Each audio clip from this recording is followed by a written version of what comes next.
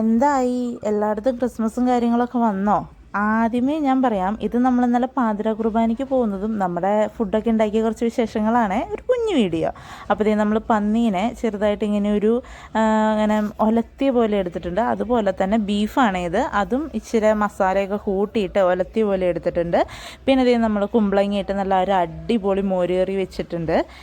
പിന്നെ നമ്മുടെ കഷ്ണമീനില്ലേ, ചൂരയാണോ എന്താണോ പേര് എനിക്കറിയില്ല, ആ മീൻ നല്ല മുളകൊക്കെ ഇട്ട് പുളിയൊക്കെ ഇട്ട് വറ്റിച്ച് വെച്ചിട്ടുണ്ട്.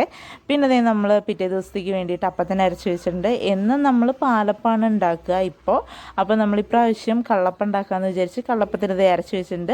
ഒരു 11:30 ആയി കഴിഞ്ഞപ്പോൾ ഞാനും മോനും അതിൻ്റെ ഇടയിൽ ചെറിയൊരു ഉറക്കമൊക്കെ കഴിഞ്ഞ് എണീറ്റ് ഇതേ റെഡിയായി. ഞാനപ്പോൾ ഒരു ഷോ ഒക്കെ കാണിക്കാമെന്ന് വിചാരിച്ചപ്പോൾ അങ്ങോട്ട് സമ്മതിക്കണില്ല. പിന്നെ ഈ ഡ്രസ്സ് എങ്ങനെയുണ്ട്? ഇത് ഞാൻ തയ്ച്ചതാണ് കേട്ടോ, ക്രിസ്മസ് പ്രമാണിച്ച്.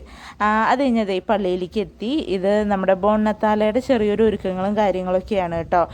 എല്ലാ തവണ ഇങ്ങനെ റോട്ടിൽ കൂടെ റാലി പോലെയാണ് ഉണ്ടാവുക. ഇപ്രാവശ്യം എന്താണോ ഇങ്ങനെയായി.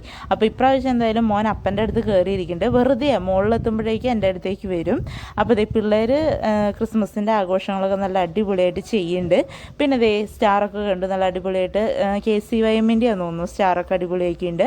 പള്ളി നിറച്ച ആൾക്കാരായിരുന്നു കേട്ടോ. ഞങ്ങൾക്ക് ഇരിക്കാനൊന്നും സ്ഥലം കിട്ടിയില്ല.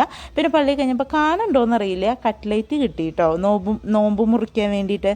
പിന്നെ ഇതേ പള്ളിയുടെ വക ചെറിയൊരു പുൽക്കൂടും കാര്യങ്ങളൊക്കെ ഉണ്ടായിരുന്നു. നല്ല രസമുണ്ടായിരുന്നു. അതൊക്കെ കണ്ടിരുന്ന് ആസ്വദിച്ചുകൊണ്ട് നിൽക്കുമ്പോഴാണ് നമ്മുടെ ബോണ്ണത്താല ഗ്രൗണ്ടിൽ തുടങ്ങി.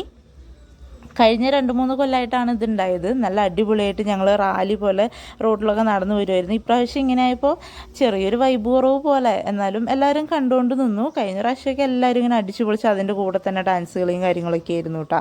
എന്നാലും കുഴപ്പമില്ല, പിള്ളേരുടെ ഡാൻസൊക്കെ കാണാൻ പറ്റി.